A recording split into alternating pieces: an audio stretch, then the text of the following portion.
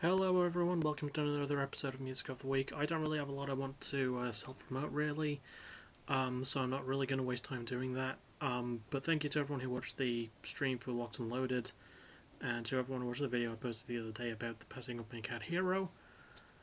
Yeah, I'm going to try and barrel through this one though. 6 albums to go through, so let's go through them. We begin with Arcadia Grey and their newest album, Casually Crashing. This is a sort of math rocky leaning emo band with a bit of a Midwest tinge to them, and I compared them to sort of like having this mix of like Hot Mulligan and AJJ. I think those are the most accurate bands put together for this one. Giving it a B+, I thought this was a really solid album of this style, and it is a style I've always quite liked.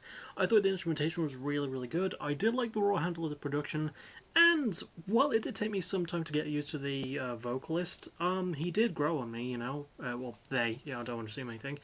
But there was also just really good work from the instrumentalists in the band as well, and assuming the lead singer is one of them too.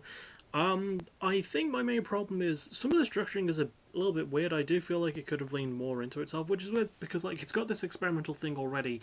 It just doesn't feel like it does a lot with it. And also, I wasn't super big on the lyrics, which is weird because like the theme of them is like a very coming of age theme and learning to mature and grow up, and some of the lyrics are not really written with much maturity to them. There is just some like really sort of dumb stuff at points, you know, and I guess it is sort of slightly relatable in a way, but like you know, I mean, Pissed Jeans did the same thing on their newest album, and they made it work because it felt a bit more personal. This just felt like Arcadia Grey were just throwing like random references like on occasion. I don't know what it was. The cover is fucking dope though. Yeah, no, I really liked it though. I do think the parts it gets right, it gets really right. The performances are really good. They have a lot of passion to them clearly. And if this is a coming of age style album, maybe the next one will be a little bit more mature. But hopefully, it doesn't lose the sense of fun that this album clearly has. I just feel like it could have leaned more. It could have balanced the tone a bit better. Is my main issue with it. But it does its good areas really, really, really well. So worth checking out for that alone. Next, we have a band called Bad Beat and their first album titled LP 2024, which is somehow an even lazier like title for an album than just self-titling it, like just calling it an album that came out in this year. You know, I'm giving it a B. And it's the lowest tied for lowest grade of the episode, by the way. I liked it. I thought this was some really like heavy leaning hardcore punk. And it's got a really good focus on the loudness, but unfortunately the production focuses a bit too much on it. And from what I understand, this album was self-released, or I think it was, which means it was potentially self-produced, which means that the band should not be allowed in a booth if they're just going to make everything way too loud. I think they needed someone to help with this one, personally.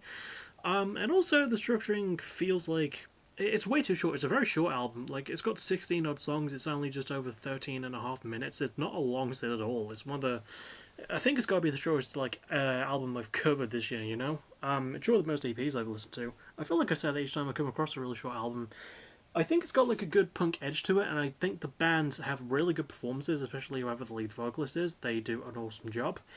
I think another issue I have kind of is with the lyrics, because punk lyrics can be a very, very important part of the style, especially in hardcore punk, and I think that there is a nice political lean. Unfortunately, I couldn't find anything to read, and I couldn't find anything on theme, so I had to make a lot of assumptions, and it's sort of difficult to understand what the lead singer is saying sometimes. Mostly because in the production, the instrumentation, especially the drumming, feels like it overtakes everything else. But again, good performances. Riffs like really powerful and heavy, like they punch really hard, but like, yeah, it feels like it needed a bit more fleshing out in some areas. It's still really solid, and I still recommend you give it a listen, especially because it's not a long album. I think that's sort of a mercy it has because it doesn't stick to one song for too long, which I like. I think the long song is like a minute 40 seconds. So, but having said that, when it comes to albums like this, I like the longer songs because it gives me more to go off of, because that's just how I sort of got into music.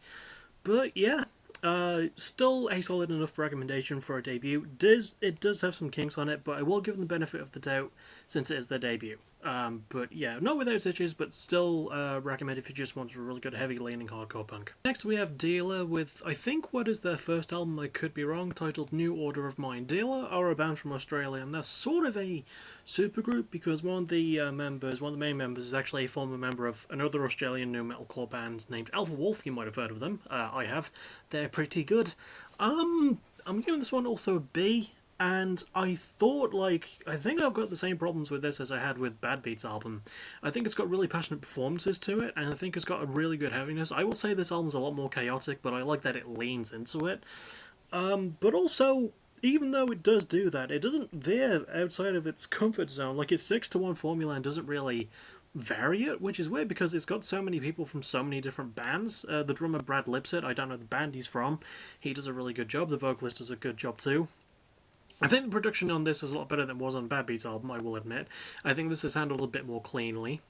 But I think another issue I had besides the pacing, I think that the lyrics, well, again, I couldn't fucking find any. I mean, I guess if I had to go with themes, maybe themes of violence and anger, just judging from song titles, they're very angry song titles for the most part, if I'm being honest. And yeah, it feels like an album that doesn't really have a lot of staying power in my mind, which is bizarre to say of an Australian act, especially an Australian act which consists of people from other bands who I think are also just from Australia. Yeah, and people know that I like the Australian music scene a lot, but while it does have those stumbling blocks, again, can't knock the dedication, can't knock the heaviness, can't knock how frenetic it can be, and it leans into it like in a really well. It utilizes its time well in some ways that made me think of Tala, which is always a good thing because Tala fucking rule too. Not Australian, but they're still awesome. Yeah, I really liked a lot of the aspects of this album. Again, did have a couple of issues and really needed to take a couple more steps forward than it did, but I like what steps they did take. Next we have Al Muno, and I think their second album titled The Waking Sun. This is a sort of sludgy rock band from Brighton in the UK, and I'm giving this one an A. And honestly, like, these last three albums I'm covering are all really fucking good, and they all get an A-related grade. A little bit of a spoiler.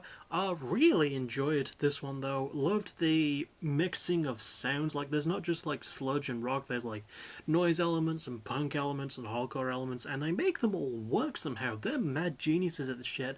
And not only is it like really good from an instrumental standpoint, I wouldn't be giving it the praise it did if the band didn't lean into it, and they absolutely do. They pack so much charisma into their performances, and the production by Sam Coveney is the sprinkle on top of the cherries on top of the cake of this album. It's that good. It sprinkles on top of a cherry on top of a cake. It's got to be a really fucking good cake, and this album is a really fucking good cake. Yeah, really good production from him, and the pacing is really nice too. Maybe one or two songs might drag slightly, depending on your depending on the your patience and your management of time. But I really liked how they managed to handle that time really well. I think my main sort of issue might be the lyrics, and I could find a few things. I couldn't really peg down themes, but it's kind of a shame because there's clearly something interesting here, maybe a story they were trying to tell, and they are clearly good storytellers. I just wish I could get a better grasp on what that story is. It's clear that they know how to write lyrics really well, if they can write riffs as well as these, with so much stuff going on too, and it's cleaned up so nicely with a nice organic feel to it. Again, like, maybe one sort of downside, but even then, it's the delivery and the emotion on the lyrics, which I think makes them still stand out really well. So yeah, definitely one worth checking out, especially if you like the an experimental style of like sludge, which is itself a very experimental style.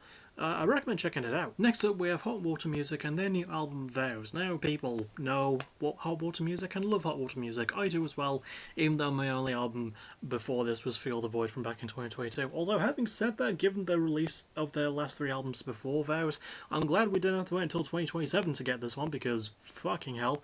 Giving it an A though, I really enjoyed this one. I think I will get my main issue with it out of the way.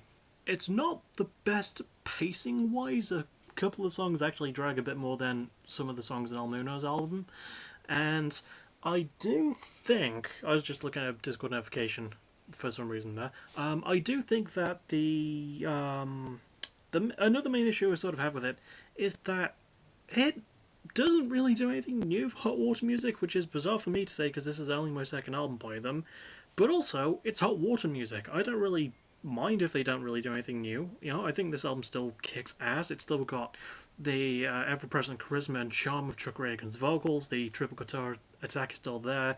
Their mixing of like more hardcore punk and emo elements into usual punk riffs is still there as well. I mean, it's a style that they've always done and always just been really good at. Solid writing as well, with good focuses on like lost love and mental health themes and anger. I really enjoyed mixing those well. Still great storytellers too, and I like the camaraderie between Chuck Ragan and the other bassist, the other vocalist and guitarist whose name I can never remember, but I know it's never just Chuck. I think it's Chris. It's Chris something, and I can never remember his full name, and I feel bad. But yeah, everyone does just does really well. Really nicely produced album too. Clean, you can hear just about everything when it comes to the sound, and nothing overtakes anything else. Just a really amazing album. I don't know why I looked over there at my doorway. Just a really amazing album from Hot Water Music, who continue to just be one of the best bands at this style of like grouchy old man rock punk stuff, which I like. And finally, we have Knocked Loose with their new album, You Won't Go Before You're Supposed To. This is the band's third album, I grabbed my knuckles there, and my third album by them as well, hardcore punk / metalcore band. I'm giving this one the highest grade I can give any album on any episode, the A+. It is a potential top 30 maker, it's gotten the acclaim it's gotten for a good reason. The band's performances are incredibly dedicated. The guest spots are really good too, mostly poppy. I will admit the Slaughterhouse 2 featuring Chris Motionless is a bit of an underwhelming song, to be honest, but poppy song, Suffocate, is really fucking good, and I like the Bunta Bunta reggaeton breakdown that they just throw in there. And I love the fact that Brian Garris, the lead singer of this band, acknowledged that they were laughing their asses off when they wrote that breakdown.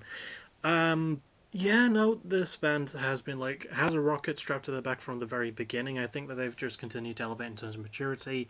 They write really well. They have really good, spiritual themes and, personal themes worked in quite nicely. The performance is really solid. Brian Garris is an amazing vocalist. The drumming is awesome. I love the guitar work. The production is top tier. Drew Falk covered the production, and Drew Falk is a GOAT tier producer. Love the work he does. Really does a lot to elevate the sound and make it feel as big and heavy as it should be, and ambitious in terms of its scope too. This is a very ambitious album for the band. It's got a lot more faster paced songs. I do feel like a couple of them are a little bit on the too much on the short side, and this isn't a long album itself. It's 27.5 minutes, and I did want it to be a little bit longer in terms of songs, especially because it's been 5 years since their last full length and 3 years since the last EP, A Tear in the Fabric of Life, which is a great EP, to be honest. That's kind of one of the only complaints I have against it. It's got amazing riffs, right? Great performances, some really good songwriting in terms of lyrics, and I like the production, and the pacing is solid too. But I feel like this one lacks that emotional heft that their last album, A Different Shade of Blue, had. I don't know. I feel like this album as a whole is better than A Different Shade of Blue. I think it's definitely much better made. But I didn't really feel quite as much, I guess you could say. But the right moments hit when they need to hit. And again, this is a band that has continued to work on their crafts in all the most important ways. And yeah, I mean, by their next one, they could be getting an all A+ across the fucking board. They continue to think of more inventive ways to play a style that can be a little bit overplayed. I like that they stick to their guns for the most part as well. Showing great dedication. And just a really good collection of songs by a really fucking good band, and one of the best modern metalcore hardcore punk bands in my opinion.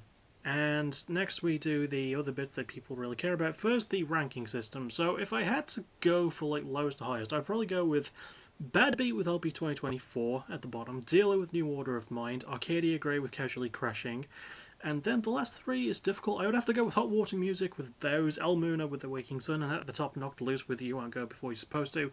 But as always, go and listen to all of them yourself and formulate your own opinions. As for other things, like favourite album cover goes to Arcadia Grey's Casually Crashing.